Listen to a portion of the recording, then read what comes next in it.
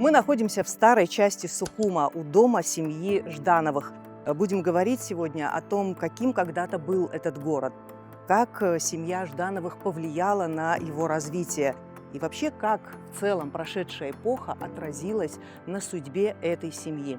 А поможет нам в этом нынешняя хозяйка этого дома Анна Жданова. Здравствуйте, Анна.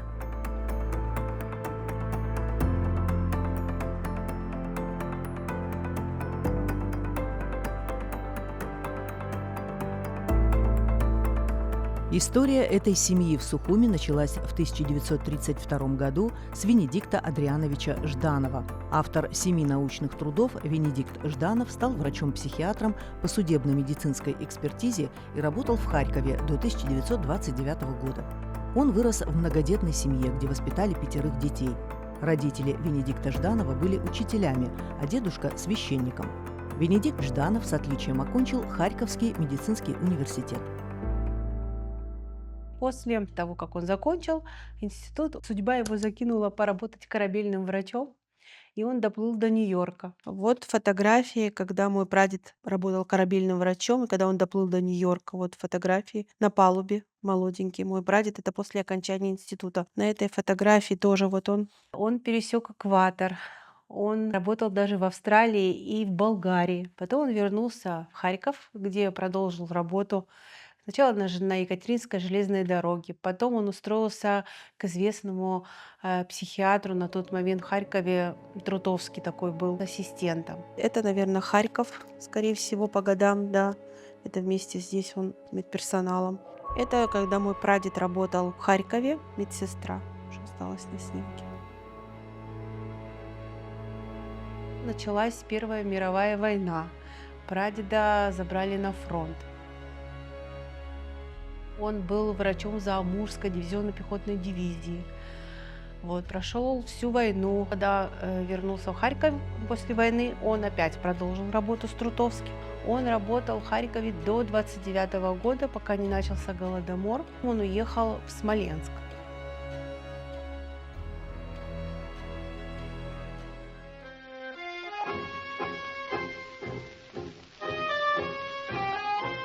В 1932 году Венедикту Жданову пришло письмо из Абхазии с приглашением на работу в качестве врача-психиатра и предложением возглавить психиатрическую службу, которой не было в республике до этого времени. По семейным рассказам, приглашение поступило от руководителя Абхазии Нестора Лакоба.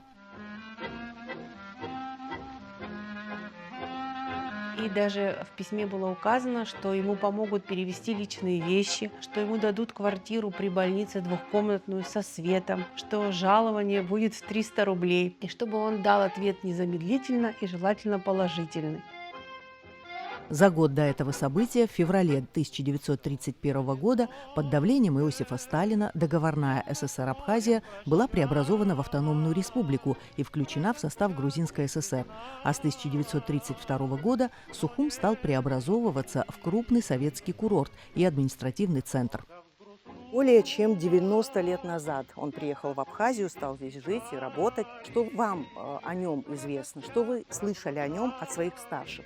Я слышала, что он очень был добрый человек, очень разносторонний, что очень многим увлекался, помимо того, что он был психиатром такой сложной профессии, он еще рисовал, он писал стихи, он был очень хорошим семьянином, очень добрым, он любил своих внуков, папа всегда вместе со своим братом очень трепетно о нем отзывались. И еще он был глава семьи, хозяин этого дома, и все, что здесь в нем есть, это все его заслуга.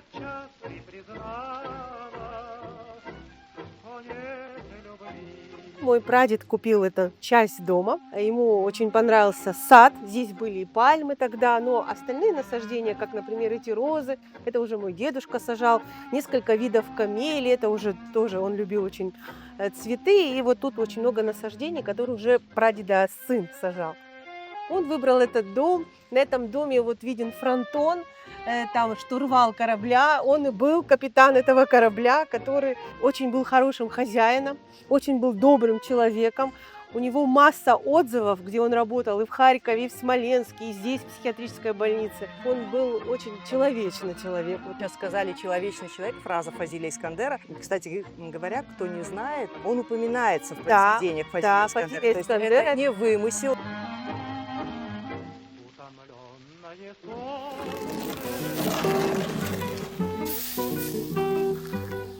В те времена очень многих людей подозревали в шпионстве.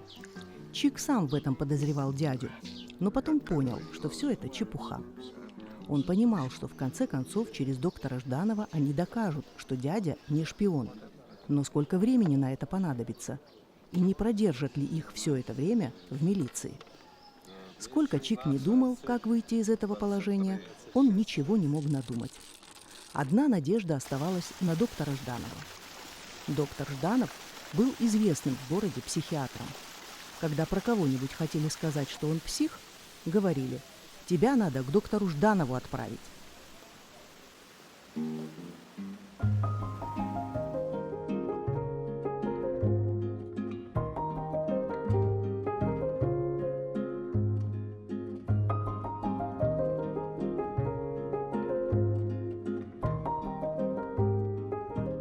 Анна, говорят, что ваш прадедушка принимал пациентов прямо здесь дома. Это уже я знаю по рассказам своего папы. Нам приходили часто больные. Прадедушка заводил их сюда в зал, сажал вот сюда за стол. А раньше, вот я вам покажу фотографию, у нас здесь кухня сейчас, а раньше была веранда. И вот на эту веранду прадед выходил, оставлял приоткрытой дверь и подглядывал за своим пациентом. Ему достаточно было несколько минут понаблюдать, как он приходил, и начинал уже рассказывать и писать, что он, какие отклонения, что ему достаточно было 10 минут, чтобы просто даже не разговаривая, взглянуть на жесты и на все, он уже понимал, чем болен человек и чем его лечить. Ведет себя человек один. Да, как ведет себя один, это у него было в практике.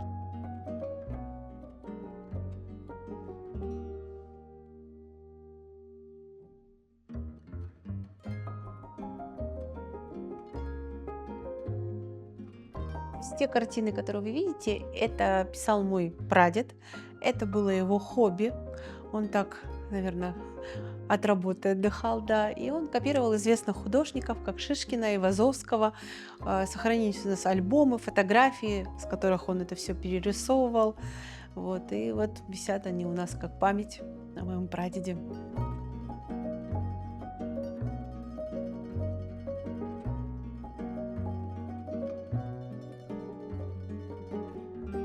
Анна, ну в вашем доме все дышит буквально стариной, да, и вот этот стол, чувствуется, что он тоже письменный, вот этот стол очень массивный и наверняка очень старый. Да, он Расскажите. очень старый, он был привезен из Харькова вместе с личными вещами. Из Харькова в Смоленск, из Смоленска в Абхазию.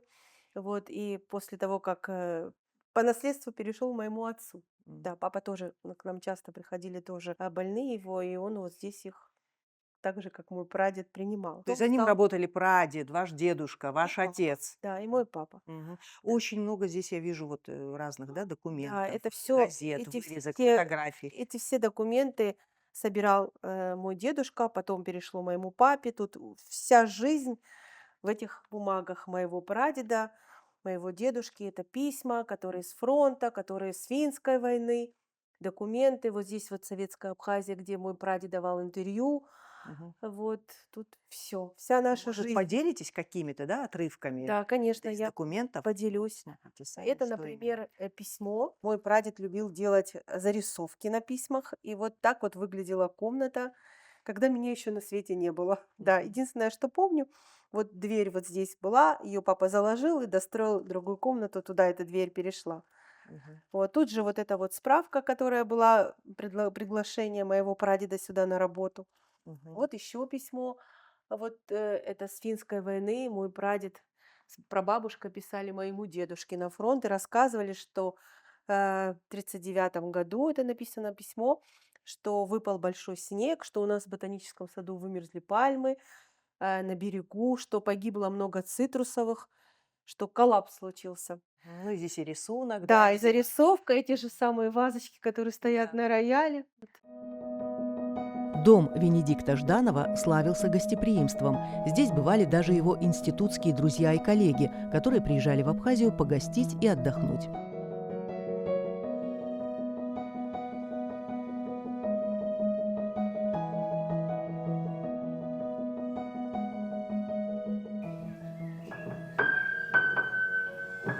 Клавиши немного западают, но звучит великолепно ваш рояль. Как он вообще появился в вашем доме? Что вы Этот знаете? рояль был куплен для моей прабабушки в 925 году. Сохранился даже номер счета и цена, по которой был он куплен, 320 рублей в Харькове. Моя прабабушка была оперная певица, она пела сопрано, она давала концерты, сохранились даже афиши кое-какие, да, и концертные программы, которые она давала вот этих годов. Сохранились ее ноты именные, пиковая дама, травята. Да, и сейчас я вам покажу, как выглядела моя прабабушка. Это в образе. Мгм. Вот она была, Да, интересно. такая красавица. А здесь в Абхазии она пела? Что вы Она, здесь? знаете как, опять-таки по рассказам папы, у нас в Синопском парке был дом культуры. И вот те люди, которые сюда приехали, вот как мой прадед, у них суббота-воскресенье были там как собрания, где они между собой знакомились, и моя бабушка, прабабушка играла там на рояле. Да, вот они туда ходили, вот там вот как дом культуры вот было, и вот моя бабушка там играла. Так как они, приехав сюда, она уже негде ей было петь, и у нее в аттестате было указано, что она имеет право быть, преподавать на дому. И вот она играла вот уже только дома для семьи и для гостей. Настолько вот они умели дружить, всегда вкусно готовили. Моя прабабушка хорошо пекла. Вот у нас сохранились рецепты. И сегодня я по этим рецептам готовлю. И когда ко мне приходят экскурсии, я угощаю своими семейными рецептами, пирогами. И вот, например, сейчас на столе все из венского теста моей прабабушки рецепт. А сегодня рояль звучит в вашем доме? То есть Да, и сегодня звучит рояль в нашем доме. И недавно был в гостях профессор Московской консерватории, очень скромный человек, который после экскурсии сказал, можно я сыграю. И когда он стал играть, мы просто все обалдели от того звучания, которое оно сохранилось. Просто немножечко клавиши западают, а так все идеально. Ну, то есть, когда профессионал сел, Да, вы вот когда услышали, как он да, звучит. вот слышали, мы просто все ахнули. Те отдыхающие, которые уже уходили, вернулись и стали хлопать. Настолько было звучание шикарно.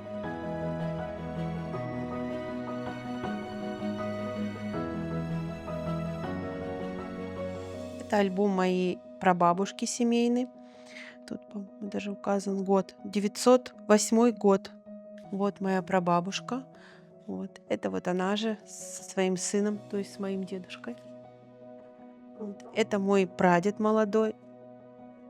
Это тут в военной форме. Это, скорее всего, с войны фотография, когда он был. Это вот молодая моя прабабушка. Это прадед. Вот еще это все моя прабабушка. На этой фотографии сестра моего прадеда. Это уже в возрасте, это молодая. Это отец моего прадеда. Да, а это братья моего прадеда и сестра.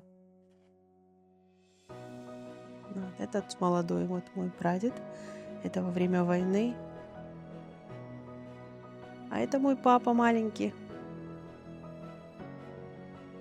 Да, это вот моя прабабушка. Это брат моего прадеда со своей супругой. Они эмигрировали во Францию. Но связь мы до сих пор поддерживаем. Да, это его братья. Вот.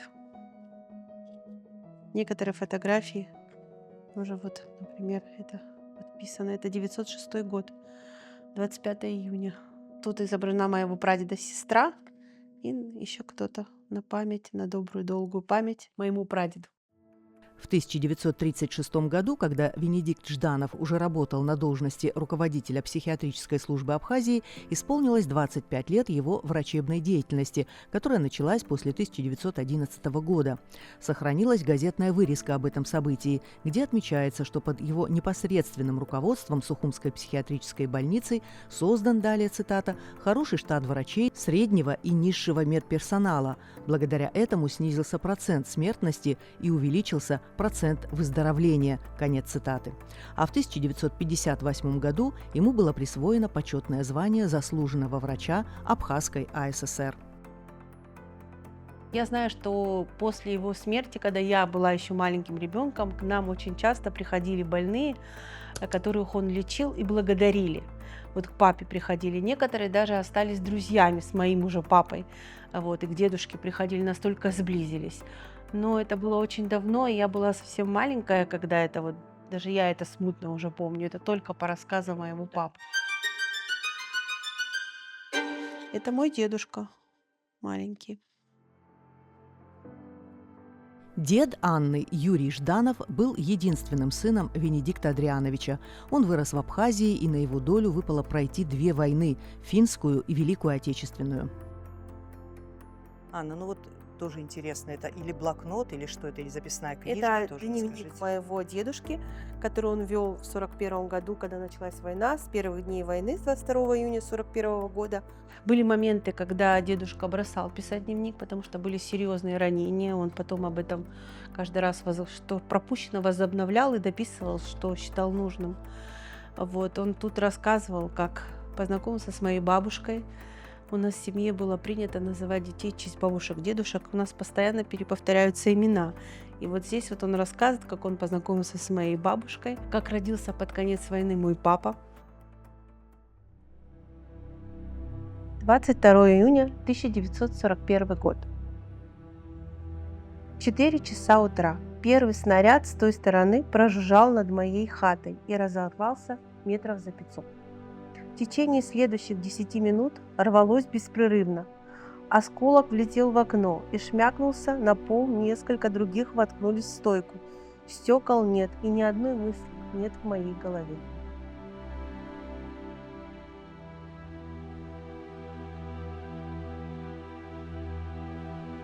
Перемыш за эти сутки трижды переходил из рук в руки. Связи никакой. Вот уже неделя войны. Боев не было. Где-то гремит канонада. Наша дивизия, как на учении. Бесконечно летают самолеты со свастикой на хвосте. Все отходим, все бросаем. Население не верит своим глазам. Я бешусь и не понимаю, в чем дело. Стёк было бы еще сносно, если бы мне удалось послать домой хоть одно письмо и успокоить моих родителей. Как там они? Отец, наверное, разворачивает госпиталь, а мама читает мои письма старые и потихоньку плачет. А в Сухуми цветут магнолии, плещется море, носятся чайки. Сколько продлится эта война? Год, 2, а если больше? Я совсем ошалею тогда. Впрочем, поживем – увидим. Может быть, в этом году. Что читал раньше о войне, теперь вижу собственными глазами. У села, близ Хмельницкого, перевязали мне повязку на голове, доктор обложил меня матом, вытащил кусочек металла из головы моей башки и приказал мне другой раз ее не подставлять под бомбу. Я пообещал. Говорит, что отступать кончили, займемся здесь обороной. Голова болит, ничего не мило, ни сесть, ни лечь. Очень плохо себя чувствую. Дивизия наконец-то заняла оборону. Наши хлопцы где-то сперли патефон и 30 довольно хороших пластинок. С большим удовольствием слушаю. В исполнении Изабеллы Юрьевой «Дружбу». Проходят годы безвозвратно, но продолжаю я грустить. Я жду тебя, мой друг, обратно, в надежде нежно полюбить. Безукоризненные линии тонкого профиля, хорошие глаза, нежно очерченный рот, стройная, не большие руки. И сегодня вечером сказала мне просто и открыто: люблю и верю. Черт возьми, ей было всего 19 лет, а мне, оболтусу, скоро 30. Но с этого дня я почувствовал себя 20-летним. Вот дела. Первый раз признание услышал за 11 лет. Уже думал, никогда не услышу. Сердце стучит, как 11 лет тому назад. 9 мая дожил, и это есть счастье. Веселый час придет. После окончания войны и возвращения домой Юрий Жданов продолжил работать в Абхазии. В разные годы это был Сухумский судоремонтный завод, Сухумский театр, где был плотником, затем заведующим поделочным цехом, позже декоратором в Абхазском театре. Я была маленькая, но я помню его хорошо. Он у нас болел, у него была астма у моего дедушки. Он ее заработал, часто прослуживался, видать, на фронте. И я, когда была маленькая, у него было много вот этих пульверизаторов, которые вот снимают приступ. И я всегда, когда у него заканчивались, забирала у него. Я всегда мечтала вот это пшикнуть. Мама меня страшно ругала, но я заработала астму, и сейчас с ингалятором тоже хожу. Моя мечта сбылась, называется. Да, вот так вот. Он был очень добрый. Он даже мне, вот когда он ездил в Харьков к другому сыну, вот что мне запомнилось, он мне привез, я должна была идти в 1 класс, он мне привез тетради глянцевые. Вот у нас в Сухуми не продавали глянцевые тетради, а он мне глянцевые тетради для 1 класса подготовил, в косую линию вот привез, да. Дедушка умер у меня в Харькове. Там была похоронена моя бабушка, а бабушка погибла трагически. Супруга моего дедушки, она подавилась косточкой от рыбы, и папа ее вывез в Харьков сделать операцию. Но была нелетная погода, и сутки они просидели в аэропорту. И когда уже приехали, сделали операцию, было поздно, бабушка умерла. И была похоронена в Харькове, так как сын, папин младший брат, живет в Харькове. И дедушка всегда говорил, что если я умру, то меня похоронили тоже в Харькове. И так получилось, что он часто в зимнее время, он ездил в Харьков и там находился, там как бы к другому сыну. Полгода здесь, полгода там. И вот так получилось, что он умер там, в Харькове. Вот, и его похоронили в Харькове. И я вот помню даже, как я присутствовала на похоронах. И мама говорит, ты так оплакивала. Ну, видать, я здесь вот родилась, и я вот это видела в своем, что все плакали, говорит, когда ты плакала. Да, вот.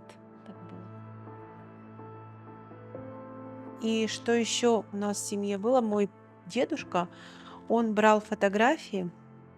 Сейчас я вам покажу, они уже вот тут разваливаются. Вот как выглядит мой прадед маленький, я не могла знать. И мой дедушка вкладывал маленькие фотографии уже взрослых, чтобы мы знали, кто эти младенцы. И то же самое вот моего прадеда брат, и вот маленький ребенок, это он. Благодаря вот этому я знаю именно. А так-то фотографии подписаны, но еще и зрительно.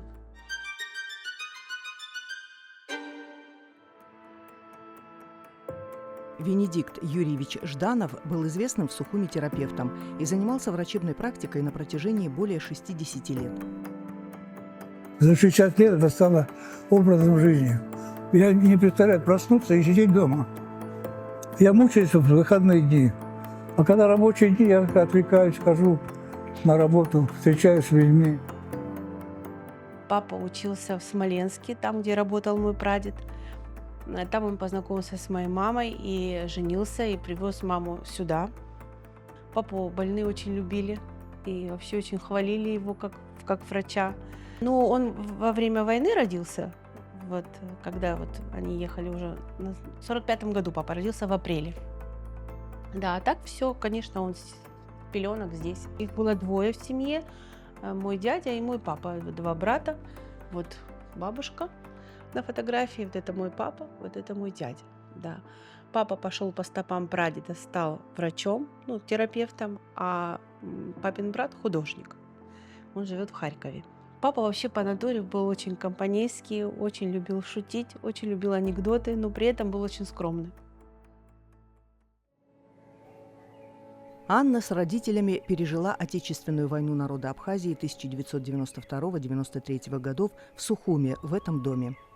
Папа сказал, мне ехать некуда. Ну, на самом деле нам было особо некуда ехать. Да, можно было поехать к маминым родным, но папа не захотел никого стеснять, не напрягать, так же, как и к своему родному брату. Он сказал, я останусь здесь, но предлагал нам с мамой выехать. Вот. Но мама не захотела, она такая декабристка была. А я, привыкшая к своим родителям, я не знала ни дедушку, ни бабушку, потому что все поумирали, я была маленькая. Я, естественно, осталась с ними. Вот. Ну, было тяжело очень во время войны, голодно. Пару раз нас пытались ограбить. А в каком смысле ограбить? Ну, первые же дни войны ходили гвардейцы и заходили в дома и грабили. Но нам повезло один раз. Это, значит, вот здесь вот у нас дом делится на две части. В передней части жили грузины. Вот. И когда зашли вечером спрашивать, кто здесь живет, они вышли на грузинском языке, сказали, вы кого-то ищете. Те подумали, что здесь никто не живет больше, кроме этой семьи. И они ушли. Как бы тем самым они нас спасли от этого грабежа и всего. Вот. А потом уже у папы было очень много друзей разных национальностей, он со всеми дружил, как-то нас не тронули. Во время войны Венедикт Жданов продолжил работу в поликлинике. Ему предлагали перейти в комендатуру и обещали в этом случае получение гуманитарной помощи, в которой очень нуждалось гражданское население в условиях войны, но он отказался. Понимал, что если он будет в комендатуре, что мы здесь не сможем остаться жить. Вот. И во время войны папа весил 46 килограммов. Мы сильно голодали, но кое-как выжили. Во время войны прохудилась крыша этого дома, и от протекания в дождливую погоду спасала вот эта детская ванночка, в которой когда-то купали самого Венедикта Юрьевича. А сделана она была из крыла самолета его отцом, ветераном Великой Отечественной, когда он с молодой женой и только родившимся сыном вернулся после войны домой, в Сухум.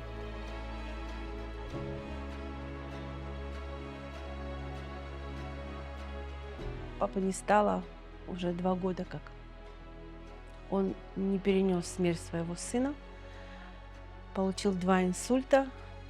И вот папу потеряли мы в марте месяце, а следом ушла мама. Брата не стало в октябре 3 года назад, он тоже был врачом. Он был зав. Отделением фтизиатрии в Смоленске. Он учился в Смоленске. Когда у нас началась война, он был на 2-м курсе.